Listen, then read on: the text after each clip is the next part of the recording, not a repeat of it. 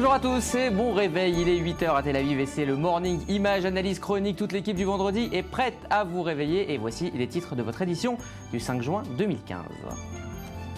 Nouvelle révélation dans le FIFA Gate, le directeur général de la Fédération irlandaise de football a confirmé avoir reçu 5 millions d'euros de la FIFA pour ne pas engager de poursuite à la suite de la main de Thierry Henry, main qui avait qualifié la France pour le Mondial 2010 lors d'un match de barrage sulfureux, c'était en 2009. Benjamin Netanyahou fustige la décision malheureuse d'Orange suite aux propos du PDG, Stéphane Richard. Il avait déclaré mercredi soir au Caire vouloir se désengager du marché israélien. L'affaire a donc pris depuis 24 heures une tournure politique et a créé une vive polémique dans le pays. Saoudiens et Israéliens à une même table. La rencontre inédite avait lieu à Washington. Les deux pays ont évoqué la menace nucléaire iranienne et les risques de déstabilisation du Moyen-Orient. Le compte-rendu de cette rencontre entre deux anciens ennemis dans cette édition. Et puis en fin d'émission, vous découvrirez les toutes premières images du prochain Pixar, celui de Noël. Il s'appelle Le Voyage d'Arlo et il ressuscite les dinosaures.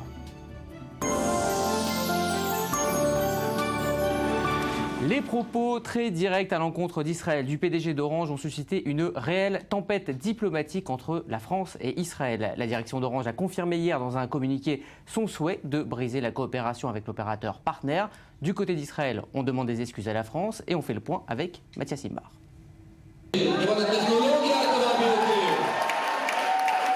Une réaction d'orgueil. Plus de 500 employés de la société Partner ont manifesté au siège social de la compagnie près de Tel Aviv contre les propos tenus la veille par le PDG de l'opérateur français Orange. Stéphane Richard a annoncé au Caire son intention de revoir les liens avec l'opérateur israélien et tout simplement de se retirer du pays. Des propos dénoncés donc par les salariés israéliens. En quelques heures, ils ont tout simplement recouvert tous les logos Orange avec des drapeaux bleus et blancs. Leur PDG, récemment nommé, se dit en colère et exaspéré. Les propos de M. Richard sont pitoyables. Ils sont la résultante de pressions d'organisations pro-palestiniennes qui essayent de nous écarter, de nous isoler. Mais on ne se laissera pas faire. Il n'y a aucun rapport entre nos deux sociétés, dirigées par deux entités différentes. Nous utilisons uniquement la marque Orange, comme de nombreuses sociétés le font dans le monde. Depuis cette déclaration de Stéphane Richard, l'action de Partner Orange Israël a perdu 2 points à la bourse d'Israël. Une perte sèche qui pourrait entraîner une réponse juridique, selon Ben Benisti. Il ne fait aucun doute que ces propos ont un impact direct et un effet plutôt important. Nous réfléchissons à tous les outils qui sont en notre possession pour entrevoir nos futures actions afin de répondre à ces déclarations. Stéphane Richard ne pensait sans doute pas déclencher une telle polémique, une prise de position tranchée et plutôt surprenante, car 2 ans plus tôt, il disait en Israël être impressionné par la Startup Nation. C'est la première fois que je viens en Israël. On m'a dit qu'Israël était une terre d'innovation, avec une vision du futur pleine de dynamisme et d'énergie. Et j'ai découvert cette réalité avec plein d'excitation. L'ambassade israélienne à Paris a elle aussi dénoncé les propos du PDG français d'Orange. Elle a d'ailleurs contacté le gouvernement français ainsi que les ministères des Affaires étrangères et de l'économie. Et je vous le disais en titre, Benjamin Netanyahou appelle le gouvernement français à se démarquer de l'initiative malheureuse d'Orange. On l'écoute. La comédie absurde dans laquelle la démocratie israélienne respectueuse des droits de l'homme, qui se défend contre des tirs de missiles et des tunnels terroristes, qui encaisse des condamnations automatiques, doit subir des tentatives de boycott. Cette comédie absurde ne sera pas pardonnée. J'appelle le gouvernement français à se désolidariser officiellement de la déclaration et de l'initiative malheureuse d'une entreprise détenue en partie par la France. En parallèle, j'appelle tous nos proches alliés à déclarer clairement et à haute voix qu'ils s'opposent à toute forme de boycott qui vise l'État des Juifs. Maurice Sifergan, une polémique, bonjour, qui fait énormément réagir dans la presse israélienne ce matin. Oui, dans la presse israélienne, le ton est à l'indignation ce matin. Yediot Ahronot publie l'interview exclusive du PDG d'Orange, Stéphane Richard, qui affirme « J'aime Israël et je suis profondément désolé ». Et l'homme par qui le scandale est arrivé de s'expliquer « Je n'ai pas été compris, ma décision n'est pas politique. Il s'agit d'une mesure purement économique que nous avons déjà prise en Suisse et en République dominicaine ». Israël Hayom titre « La France doit se démarquer de la décision malheureuse d'Orange ». Netanyahou ajoute que le gouvernement français contrôle en partie Orange et donc doit se désolidariser du boycott. Et l'éditorialiste Boaz Bismuth qui écrit « La mécanique de l'hypocrisie est lancée, du cynisme et de l'exclusion ». Le Jerusalem Post, Israël demande à la France de condamner la décision d'Orange. Le géant des télécommunications va honorer cependant son contrat avec son partenaire israélien, affirme le quotidien. Et le Quai d'Orsay réaffirme qu'il est contre le boycott, mais insiste sur le caractère illégal des implantations en territoire occupé où opère Orange. Et on finit par Haaretz qui prend le côté politique de l'affaire. Un gouvernement restreint ne peut faire face aux pressions internationales. Après les coups encaissés par Israël, écrit Haaretz dans Le Monde, le Premier ministre tente de consolider son statut politique et veut convaincre son ministre des Finances de rejoindre le Likoud. De son côté, Moshe Kahlon ne répond pas et exerce des pressions sur Netanyahou pour élargir la coalition de 61 députés. Merci Maurice, je me tourne vers vous Daniel Haïk. Daniel, on sait que la France est actionnaire à 25%, l'État français est actionnaire à 25% d'Orange. Est-ce que Israël a une chance de faire marche arrière à Orange aujourd'hui ? Écoutez, ce que l'on constate côté israélien, c'est d'abord le silence du gouvernement français. Benyamin Netanyahou a clairement demandé donc à la France de se démarquer des propos de Stéphane Richard. Et on voit que la France reste pour l'instant silencieuse. Le gouvernement français reste silencieux et c'est pour une raison simple. Parce que quelque part, le gouvernement français recommande, et même plus, aux compagnies, aux sociétés et aux entreprises françaises de ne pas être actives en Judée et en Samarie, dans les territoires en Judée-Samarie, et donc quelque part de ce point de vue-là, la France ne peut pas se contredire, et c'est le silence plutôt embarrassé, on va dire, de la France dans cette situation face à l'exigence de Benyamin Netanyahou de se démarquer des propos du directeur général d'Orange. C'est peut-être aussi que cette décision se cache derrière une décision purement commerciale en fait. Non, en fait, il y a on pourrait dire que c'est une décision commerciale. Si on va un peu plus loin, il y a 33 millions d'abonnés en Égypte. Voilà, d'abord, on rappelle que cette déclaration du patron d'Orange a été faite au Caire, dans un pays qui mène une campagne de boycott contre l'État d'Israël, et dans un pays qui compte 33 millions d'abonnés de la marque Orange, et qui, si on le voit et si on peut voir certaines caricatures qui ont été publiées dans la presse israélienne, dans la presse égyptienne au cours des derniers jours, montrent clairement qu'il y a une volonté de la part des Égyptiens de boycotter, de critiquer Israël, et de critiquer surtout le lien qui existe entre Orange et Israël. On voit certaines images où on voit des soldats israéliens venir s'inscrire s'abonner à la marque Orange, et là quelque part il y a une volonté très claire de discriminer la compagnie Orange en Israël. Est-ce que ces pressions successives ne vont-elles pas pousser Netanyahou à reprendre un processus de paix, reprendre une initiative? Est-ce que finalement cela fonctionne? Effectivement, on dit c'est la bonne question. Qu'est-ce que Benyamin Netanyahou doit faire maintenant face à ce tsunami diplomatique, ou en tout cas ce tsunami, on va dire médiatique, que prend la campagne de BDS? Eh bien, quelque part, je crois que Benyamin Netanyahou devrait, d'une certaine manière, reprendre la main. Il doit reprendre la main de différentes manières. D'abord, par exemple, peut-être, il pourrait proposer des allègements dans les territoires, proposer tout un train de mesures qui permettrait de favoriser, d'améliorer la vie, les conditions de vie en Judée et Samarie, peut-être même également dans la bande de Gaza. On l'a vu à travers la visite de Steinmeier la semaine dernière. Est-ce que tout cela est possible avec le gouvernement actuel en Israël? Alors justement, il y a une problématique, mais Benyamin Netanyahou doit être, on va dire, intelligent, et doit faire montre d'une certaine stratégie. Effectivement, il n'a qu'un gouvernement de 61 députés qui risque de crier, certains de ses partis, comme le Foyer Juif, risquent de crier halte si Benyamin Netanyahou prend des mesures qui sont à l'encontre de l'idéologie de la coalition gouvernementale. Mais là, quelque part, pour freiner cette offensive diplomatique, cette offensive anti-israélienne au sein de la communauté internationale, Binyamin Netanyahou doit proposer certaines mesures. Il doit également coordonner, créer une sorte d'état-major de coordination pour lutter contre BDS en rassemblant tous les ministères qui sont concernés par cette campagne et essayer d'agir sur le terrain en Europe et aux États-Unis. Merci Daniel. Diplomates saoudiens et israéliens à une même table pour évoquer la menace iranienne. C'est l'une des rencontres sans précédent qui a eu lieu hier à Washington. Au cœur des discussions, les moyens de contrer le programme nucléaire de la République islamique d'Iran. Récit de cette rencontre entre deux ennemis d'hier avec Cyril Amar. L'ennemi de mon ennemi est mon ami. Le célèbre adage s'appliquerait-il à la nouvelle alliance stratégique qui se profile entre Israël et l'Arabie saoudite contre le régime des Mollahs? Une alliance contre nature entre la monarchie sunnite et l'État hébreu, mais une alliance de circonstances.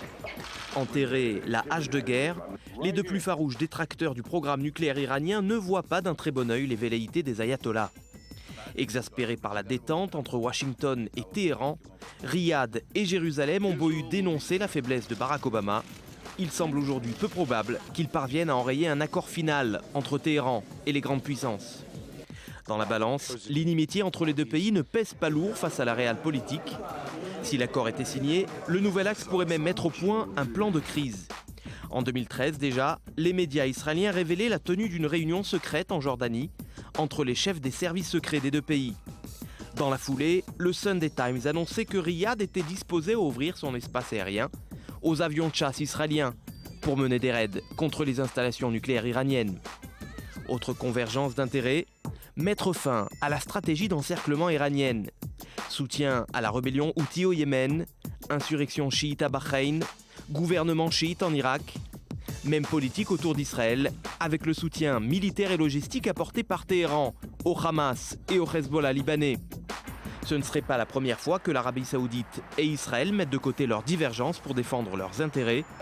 Dans les années 60, les deux pays auraient coopéré au Yémen pour lutter contre la politique expansionniste de l'Égypte nassérienne. Alliance ad hoc ou amitié durable. Toujours est-il que la relation pourrait prendre un nouveau tour avec l'initiative de paix saoudienne. Un plan présenté en 2002 et qui prévoit une normalisation des relations entre Israël et les pays arabes, en échange d'un retrait total des territoires palestiniens. Pour Riyad et Jérusalem, le jeu en vaut peut-être la chandelle.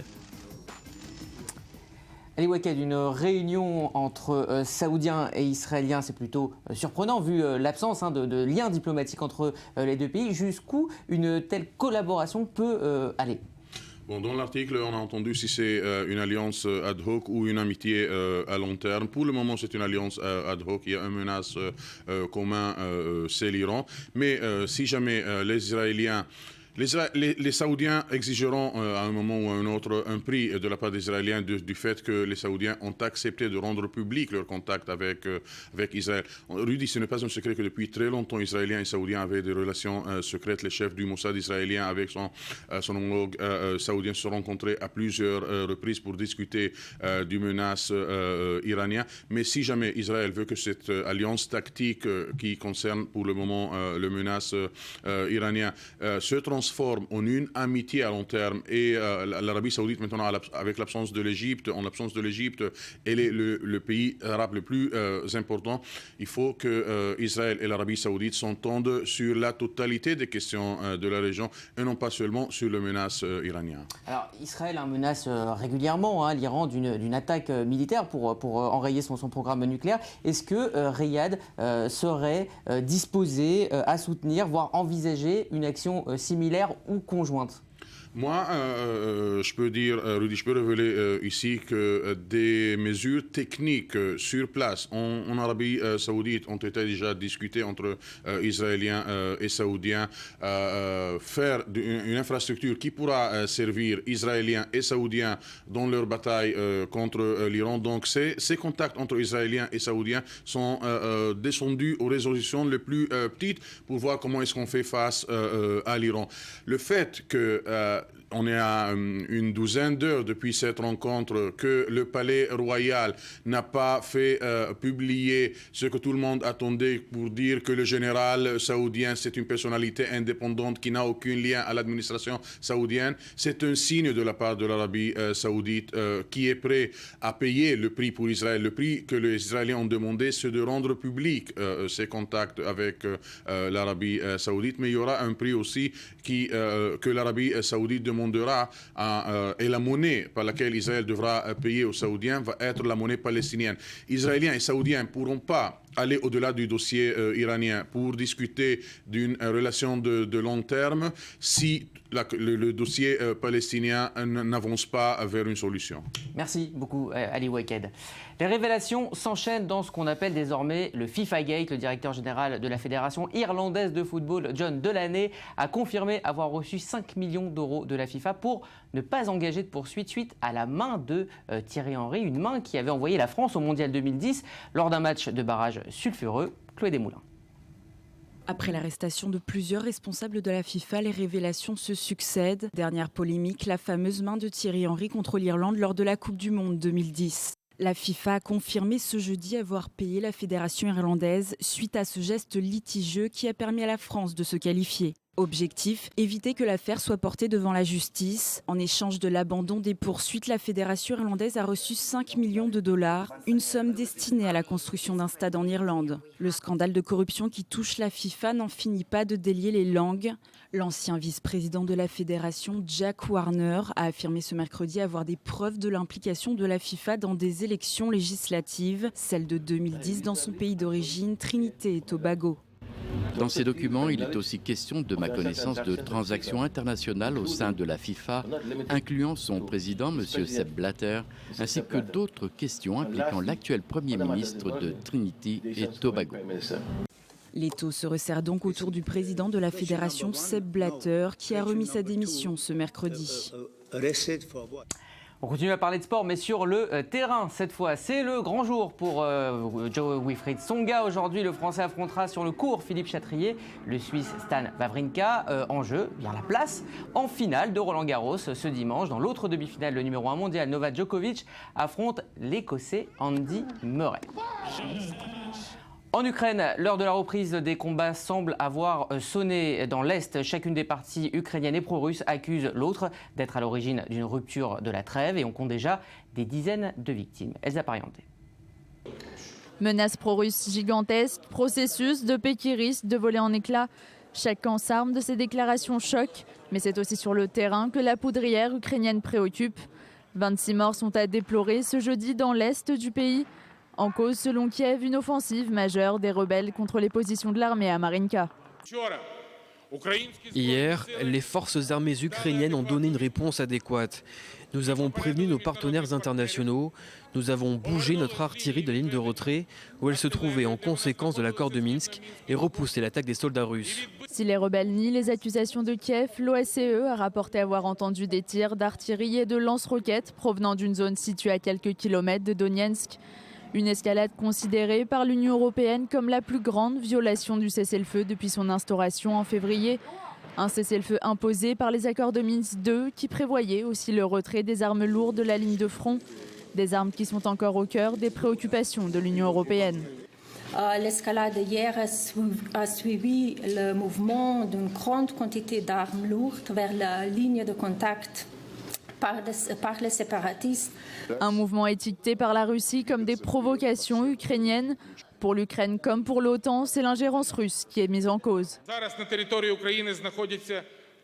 Il y a 14 groupes de bataillons tactiques russes, 9000 soldats sur le territoire ukrainien à présent. La concentration de troupes russes près de la frontière est 1,5 fois plus importante qu'il y a un an. Objectif affiché des rebelles soutenus par la Russie s'emparer des régions de Donetsk et de Louhansk. En parallèle de ce regain de tension et de cette dispute territoriale, les réactions de l'Allemagne et de la France, acteurs clés de la médiation entre Russes et Ukrainiens. Berlin gravement préoccupé, Paris qui croit en la poursuite du processus politique. Un processus politique aujourd'hui compromis dans ce conflit qui a déjà fait plus de 6000 morts. Au menu du prochain G7, l'Ukraine, mais aussi la Grèce. La Grèce qui a obtenu un peu de répit. Le gouvernement grec a obtenu du FMI le report à la fin juin du remboursement des 4 échéances de prêts. La première de ces échéances aurait dû être soldée aujourd'hui, ce vendredi. Athènes est en pleine négociation avec les créanciers, l'UE et le FMI, sur un accord qui permettrait de débloquer 7,2 milliards d'euros, ce qui lui permettrait d'honorer ses dettes. Voilà, c'est l'heure maintenant de regarder la semaine en dessin avec vous, Michel Kichka. Une semaine marquée par un personnage, Sepp Blatter, désormais futur ex-président de la FIFA. Il n'est pas déjà ex?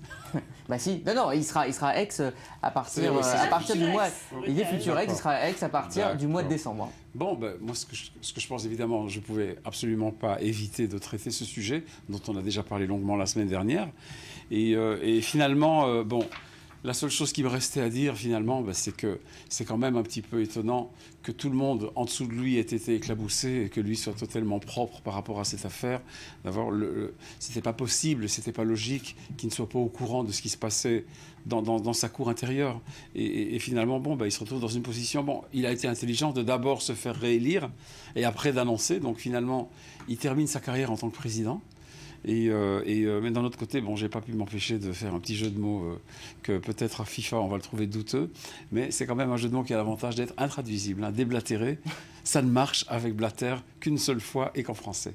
Bah alors on parle d'autre chose, on en parlait il y a un instant, de ce boycott contre Israël et de ses conséquences. Et donc cette semaine, Bibi est parti en guerre contre le BDS avant même cet incident avec Orange. Oui, alors moi je trouve qu'il y a une expression dans cette déclaration de guerre, je le dis sans mettre de guillemets, d'accord, parce que ça a été vraiment comme ça que ça a été présenté par le gouvernement, par Bibi en tout cas. Il y a vraiment la manière, mais très amateur, dont Israël a fait face à BDS, parce que ça fait des années que BDS agit, et dans les actions de boycott du BDS qui sont très très nombreuses. Et vous savez, il y a aussi... il y a des actes d'intimidation, il y a des pressions psychologiques sur des personnes, sur des gouvernements, il y a des mensonges, il y a un fond d'antisémitisme. J'ai vu une campagne de BDS, c'est une photo de la libération d'un camp de concentration où les prisonniers juifs ont des pancartes que BDS a instaurées en Photoshop, donc a monté dans les photos où ils condamnent l'État d'Israël pour le non-respect des droits de l'homme. Donc ça va des fois très très loin dans l'antisémitisme. Et finalement... on n'a aucune arme. Le gouvernement, en tant que gouvernement, n'a aucune arme contre ça. Israël s'est beaucoup discrédité à cause de sa politique. Dans toutes les chancelleries du monde, on n'a jamais été aussi isolé diplomatiquement. Et ça ne va pas être une partie facile à jouer. Et on a un peu l'impression, et c'est pour ça que je le dessine avec cette bombe qu'il a dessinée à l'ONU, comme s'il désigne un nouvel ennemi. Maintenant, ça y est, c'est plus l'Iran, maintenant BDS est le nouvel ennemi d'Israël. Et ça va encore servir de façade, de paravent à la mauvaise politique israélienne qui va être menée par rapport aux vrais problèmes qu'a l'État. Le boycott, c'est aussi le sujet de votre dernier dessin. Oui. Très rapidement, c'est vrai que le boycott a plusieurs visages. C'est ce que vous avez voulu montrer. Voilà, bon, pour les gens qui ne savent pas, il y a la semaine du livre en Israël en ce moment, qui est une fête du livre. Et bon, étant donné que le boycott, il peut être ou économique, ou politique, ou académique, c'est-à-dire universitaire, ou culturel, et ça se passe, des chanteurs qu'on empêche de se présenter, ou de venir, ou d'Israéliens à se donner à l'étranger. Bon, mais finalement, je fais une cliente de cette foire du livre qui achète des livres de BDS, mais là, voilà, on lui dit, voilà, on a 4 boycotts pour le prix de 3. Voilà. Donc c'est un peu la situation d'isolement dans laquelle Israël se trouve face à un organisme qui n'est même pas un État, qui n'est même pas armé, et on n'a aucune arme contre, parce qu'Israël ne fait rien qui va dans le sens souhaité par beaucoup d'Israéliens d'ailleurs. Merci beaucoup Michel, on vous retrouve la semaine prochaine pour d'autres dessins sur l'actualité. Alors on parle maintenant d'une application qui sème la tourmente dans les classes et les collèges, les lycées, c'est Gossip. Et pour cause, elle sert à lancer des rumeurs rarement sympas et dont les victimes ont dû porter plainte. Bethsabée, vous nous en dites plus. Exactement, alors Gossip, qu'est-ce que c'est? Ce sont les potins façon génération 2.0. En quoi ça consiste? En un texte de 140 caractères, un texte anonyme anonyme en une preuve. La preuve, c'est soit des photos, soit une vidéo qui peut aller jusqu'à 10 secondes.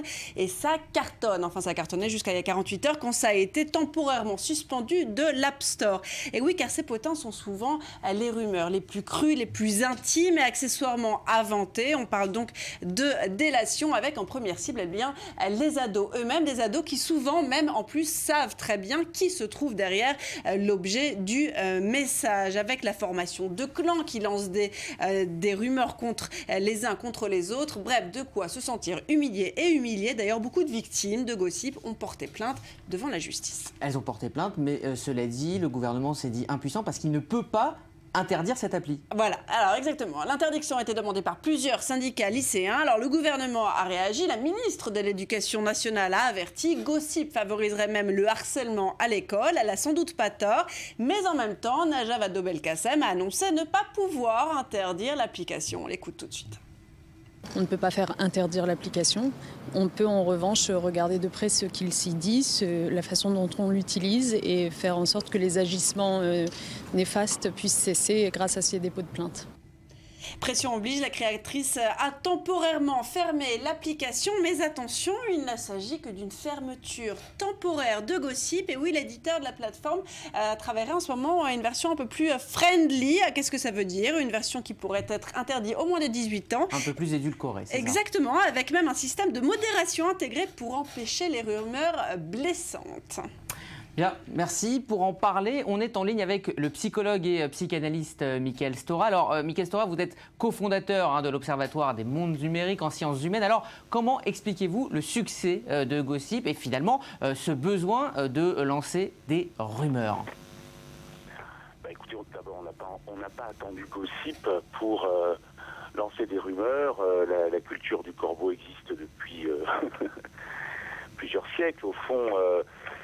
Internet est un phénomène qui vient amplifier et révéler des choses profondes en nous, pour le meilleur et pour le pire. Malheureusement, toute cette tendance que nous pouvons avoir à la rumeur, à la méchanceté, à la cruauté, elle existe sur Internet, d'autant plus parce que justement, il y a cette dimension d'anonymat sur Internet. Une rumeur par une appli, est-ce que c'est plus dangereux que la méthode du corbeau il y a 20 ou 30 ans, ou est-ce que là, ça a plus d'impact aujourd'hui avec Internet ? Évidemment, puisque comme vous le voyez, au fond, le corbeau, sa lettre touchait une toute petite communauté, un quartier, un village. Ça ne veut pas dire que ça ne faisait pas autant mal, évidemment, mais là, on va avoir une amplification de par le média en lui-même. Et c'est évident qu'à partir de ce moment-là, on peut imaginer que pour la personne visée, le sentiment de honte est d'autant plus important et donc peut faire d'autant plus mal, malheureusement, avec ce qu'on a pu voir des passages à l'acte dramatiques, c'est-à-dire entre autres des suicides. Merci beaucoup, Michael Stora, d'avoir été avec nous dans ce morning.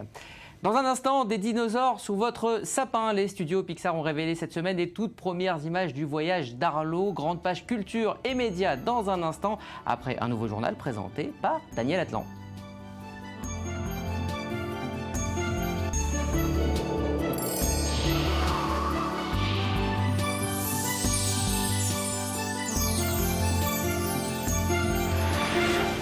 Bienvenue, si vous nous rejoignez, c'est le Morning d'I24 News. On va parler culture et médias, mais avant, je me tourne vers vous, Laetitia Lorini, notre Miss Cinéma. Vous nous dévoilez avec 6 mois d'avance le teaser de la semaine. C'est le Pixar de Noël qu'on attend. Et il s'appelle Le Voyage d'Arlo. Le Voyage d'Arlo, tout à fait. Je vous en parlais il y a quelques jours durant le festival de Cannes, le tout dernier film de Pixar, Vice Versa, qui mettait en scène toutes nos émotions sous forme de petits personnages. Ça avait fait un tabac pendant la quinzaine. Et bien, c'est double ration de Pixar que nous allons avoir cette année avec, comme vous le disiez, Le Voyage d'Arlo, le Disney de Noël qui ressuscite les dinosaures. Je mets fin à votre impatience. Rudy, on regarde les images tout de suite.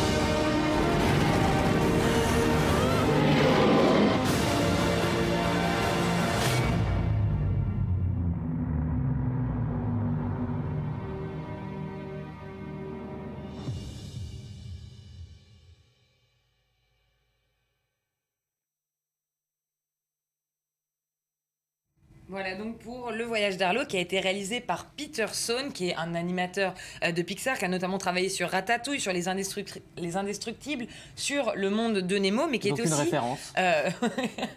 mais qui était aussi le réalisateur du court-métrage tout à fait charmant qui s'appelait Passage nuageux. C'était en ouverture du film Up.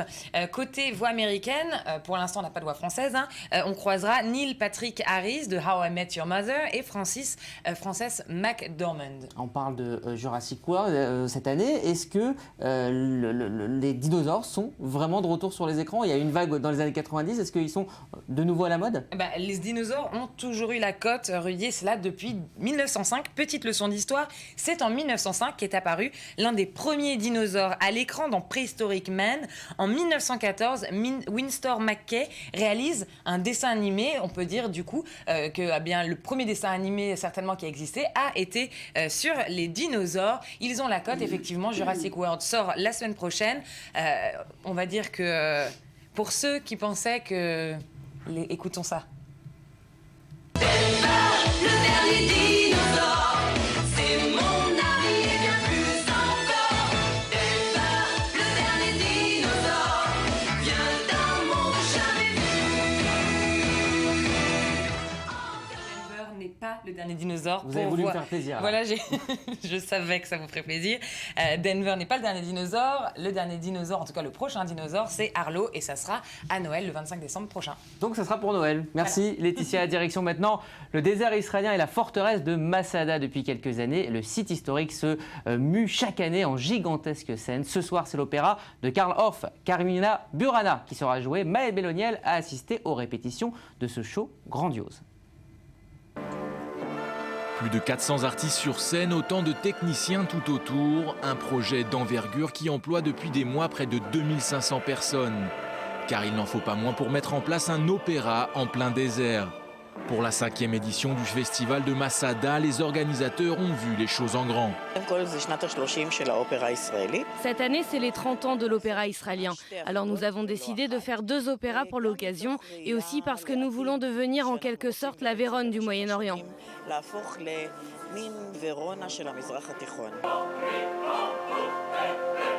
Au programme, le célèbre opéra italien de la Tosca, composé par Giacomo Puccini, et celui allemand non moins populaire de Carmina Burana, composé à l'aube de la Seconde Guerre mondiale par le très controversé Karl Orff.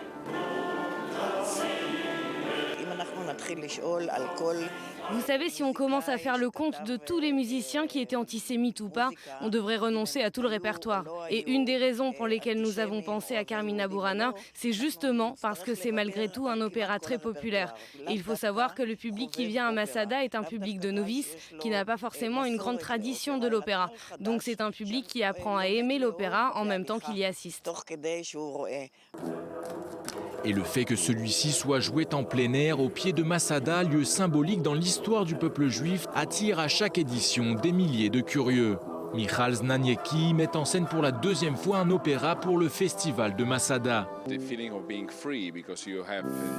C'est un sentiment de liberté avec tout cet espace immense et fantastique, donc j'essaie de l'utiliser au maximum. Et le fait d'avoir cette montagne en arrière-plan qui est très symbolique pour tout le monde, ça donne le sentiment que cette montagne a autant d'importance que l'interprétation. Et dans le cas de Carmina Burana, c'est particulièrement vrai puisque cet opéra est sur la vie et la mort, comme l'est aussi l'histoire de Masada. Donc c'est ce que j'ai essayé de faire, de tout connecter. Et à quelques minutes du début de la dernière répétition, l'excitation est à son comble dans les rangs des artistes. Et notamment pour le contre-ténor israélien Alon Harari. Joué dans le désert, un tel opéra constitue une première pour lui. Il y a de l'excitation et de l'inquiétude parce que c'est un projet original. Ce n'est pas un opéra traditionnel. Il y a beaucoup de choses qui se passent pendant l'opéra. Je suis moi-même amené à danser avec les danseurs et c'est quelque chose que je n'ai jamais encore fait. Bon, je suis sûr que ça se passera bien, mais je suis sûr aussi qu'il pourrait avoir des surprises parce que c'est vraiment un opéra qui sort de l'ordinaire. Je trouve ça génial de participer à cet opéra. C'est l'expérience d'une vie. Cette répétition générale aura permis d'effectuer les derniers réglages de cette super production. La prochaine fois que les artistes seront sur scène, 8000 personnes seront dans les gradins pour assister à leur performance. Allez, on va parler culture et expo avec vous, Marie-Chèque. Marie, vous nous emmenez dans un chantier de travail, Workplace, hein, c'est ça. C'est une expo dans laquelle les 5 artistes sont des enfants d'artisans du bâtiment ou d'autres commerçants. Et donc, on se balade dans l'univers de leurs parents, c'est un peu ça ? C'est un peu ça, parce que ce sont des artistes et les parents étaient des commerciaux. L'idée est extraordinaire, je pense. Là, nous voyons le travail d'Ali Sharon, qui vit dans le sud de Tel Aviv, imprimé, imbibé de ce qu'elle voit dehors, où on est tout le temps en train de construire quelque chose. Elle a filmé Là, c'est une vidéo qu'on voit de bâtiments. Elle a filmé des bâtiments qui étaient brutales, une construction brutale des années 50, les shikunim, ce qu'on appelle, et elle les a... on les voit sur les escaliers, donc on est obligé de marcher sur la brutalité, disons, de l'architecture dans laquelle on a grandi, nous les Israéliens, et puis avec tous ces chapiteaux autour, ça réalise, c'est comme si qu'on vivait dans... à part ça, elle a essayé de changer le contenu de ces bâtiments en rentrant, s'imprégnant virtuellement dans les maisons et en rendant plus belles. Donc il y a un in-out et c'est un très beau travail qu'elle a fait. Donc cette exposition a été créée. Voilà, alors là c'est un Roy Mordechai, l'artiste qui est à droite, avec son père à gauche, qui est menuisier. Il a grandi dans la menuiserie et son père un jour s'est coupé le doigt. Et donc ça l'a fortement influencé et il en a fait une sculpture.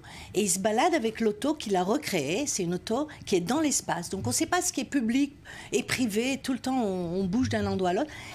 Il y a les 2 lumières de l'auto, un c'est le visage du père, c'est le visage du fils, donc une vraie collaboration. C'est une sorte d'hommage. Hein. Oui, les parents étaient au vernissage, c'était comme un mariage, parce que du coup, peut-être il y a beaucoup d'enfants qui peuvent avoir un peu honte ou qui sont gênés, enfin je veux dire, et là il y a un hommage à tout ce que le père a donné ou la mère a donné aux enfants, et on a refait de l'art, ça veut dire que vraiment on aime d'où on vient. Et ils ont mis le doigt, qui est devenu un doigt de 1,5 mètre, sur le toit de l'auto. Ils se sont baladés dans tout l'espace de Tel Aviv. Et nous voyons le résultat, c'est un film, c'est complètement surréaliste. Oui. Et Dernier artiste, c'est l'accessoire de la famille Knoller, un magasin qui existe depuis 5 générations, où il y a des objets, voilà, très rempli. Et à gauche, là c'est le frère, le père, et à gauche il y a le studio de l'artiste qui travaille là-bas. Et qui en famille aussi, qui a pris des objets de là-bas et elle crée de l'art avec tous des bijoux, des faux évidemment. Et elle a filmé le frère qui décide de devenir artiste. Et c'est toute une parodie sur l'art. Et c'est extraordinaire. Voilà, il fait des films, il dit voilà, je suis artiste. Il amène une assistante, il amène des peintures. Il ne sait rien faire évidemment, il sait juste vendre. Mais c'est un très bel hommage familial. Je vous conseille tous d'aller voir cette expo. Elena Rubinstein, pendant 6 mois maintenant à Tel Aviv. C'est un enchantement total avec les enfants aussi. Et ça s'appelle Workplace. Workplace ou cadre de travail ou voilà. Merci chantier. Beaucoup Marie, en tout cas ça donne envie. Alors comme tous les vendredis, on finit par la revue des médias. Et évidemment, une fois n'est pas coutume, eh bien, c'est vous, Bethsabée, qui vous en chargez. Et on commence. Un service entre collègues. Alors on va commencer avec cette fausse annonce de la mort de la reine Elisabeth par une journaliste de la BBC qui a énormément fait de bruit cette semaine. Et oui, rien de tel qu'une qu'une énorme boulette pour créer l'événement média de la semaine. La dite boulette a atterri sur le compte Twitter d'Armen Kawadja, c'est une journaliste de la BBC, nouvellement renommée, donc alors que la reine Elisabeth passait des examens de routine. C'était mercredi, regardez, vous allez voir, urgent, la reine Elisabeth reçoit des soins au King Edward VII Hospital de Londres. Communiqué suivra rapidement. Tweet qui n'a pas échappé ni à CNN, ni au tabloïd allemand Bild, qui ont vite, trop vite peut-être, repris le scoop auquel un autre scoop s'est substitué tout aussi rapidement avec un deuxième tweet. Regardez, la reine Elisabeth est morte. Aïe, ça y est. On l'a fait. Et là, contre toute attente, alors que les frissons s'emparent déjà des salles de rédaction, un troisième tweet. Non, Rudy, la reine n'est pas ressuscitée, celui du démenti. Fausse alerte, j'ai supprimé les tweets précédents. Comment la journaliste a pu se justifier d'une telle boulette ? Alors, sans doute embarrassé, et on la comprendra, Amen Kawaja a dans un premier temps crié à l'usurpation d'identité et de compte, puis le flegme britannique et conscience professionnelle l'emportant sur le malaise, eh bien, elle a finalement avoué qu'en fait, il s'agissait d'un entraînement à la breaking news, un entraînement qui a mal tourné. Et oui, il faut savoir que ce genre d'entraînement, eh bien, ça se pratique régulièrement dans les chaînes d'infos. Des reportages sont d'ailleurs prêts dans tous les médias en cas de décès des grands de ce monde. On peut d'ailleurs noter 3-4 figures qui incitent les médias à se préparer une nécro. Vous avez une personne extrêmement connue comme Obama ou encore la reine Elisabeth, justement. Vous avez une personne très âgée comme la reine Elisabeth, qui a donc 2 raisons d'avoir sa nécro en PAD. Et enfin, exactement. Et enfin, la personnalité exerce un métier à risque, navigateur, explorateur. On pensera par exemple à Nicolas Hulot. C'est ainsi que le New York Times aurait pas moins de 1200 nécros en stock prêtes à sortir, dont la plus ancienne aurait été rédigée en 1984. En tout état de cause, en tout cas, la boulette sauce royale qui a fait pas mal de tâches, la BBC a annoncé vouloir lancer une enquête à son sujet. Allez, direction la France où le nouveau programme The Island a achevé sa première saison avec succès, mais aussi avec une polémique. Exactement. Alors, The Island, c'est l'émission, déjà il faut savoir, qui était censée remplacer Pékin Express, ce jeu d'aventure qui est cher aux téléspectateurs de M6. Le principe de ce nouveau jeu The Island, eh bien, il est simple. Pendant 28 jours, 9 participants doivent survivre sans quitter l'île dans laquelle ils auront été lâchés.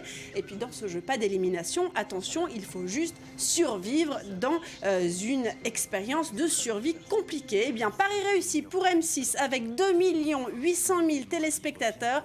Quasi 13% de part de marché pour les 3 mardis de diffusion, avec une épine dans le pied de M6. Cela dit, c'est la vague d'indignation qui s'est emparée de Twitter. À la veille de la fin de l'aventure, les candidats tuent un petit cochon pour se nourrir. La scène fait froid dans le dos.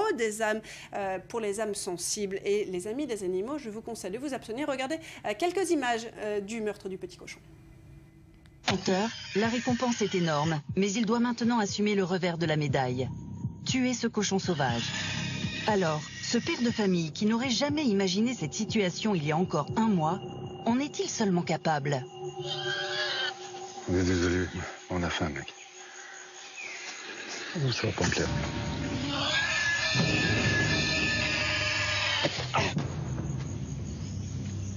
Bon, félicitations, mec, pour toi. En effet, ça fait froid dans le dos. On va terminer C'est toujours avec... mieux qu'un tweet sur la reine morte. Oui, c'est sûr. On va terminer avec les 3 infos médias en bref.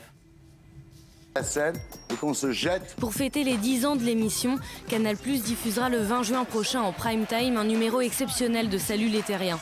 Après un démarrage compliqué, le talk-show de Thierry Ardisson est devenu un rendez-vous fort de la chaîne qui dépasse le 1 million de téléspectateurs.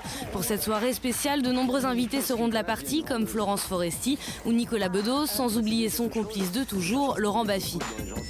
On reste sur Canal avec une autre émission spéciale. À l'occasion du Festival international du film d'animation d'Annecy, le programme sera entièrement réalisé en dessin mêlant 2D et 3D. Réalisé par les étudiants de l'école des Gobelins et Sup Infocom Valenciennes, cette émission, diffusée le 18 juin, contiendra tous les ingrédients d'un petit journal classique. Décors, sketchs, présentateurs et chroniqueurs, tous animés. Mauvais conseil. Après 5 ans et 172 villes visitées, Laurent Boyer quitte l'émission Midi en France de France 3. L'animateur de 57 ans a déclaré aux Parisiens qu'il commençait à fatiguer. L'émission, elle, continuera avec une nouvelle formule plus collégiale à la rentrée. Avec 197 millions de téléspectateurs dans 40 pays, l'Eurovision tord le cou à ses détracteurs en confirmant son statut d'émission de divertissement la plus regardée au monde. Mention spéciale à l'Islande, pays dans lequel le show a réalisé une part d'audience record de 95,5%.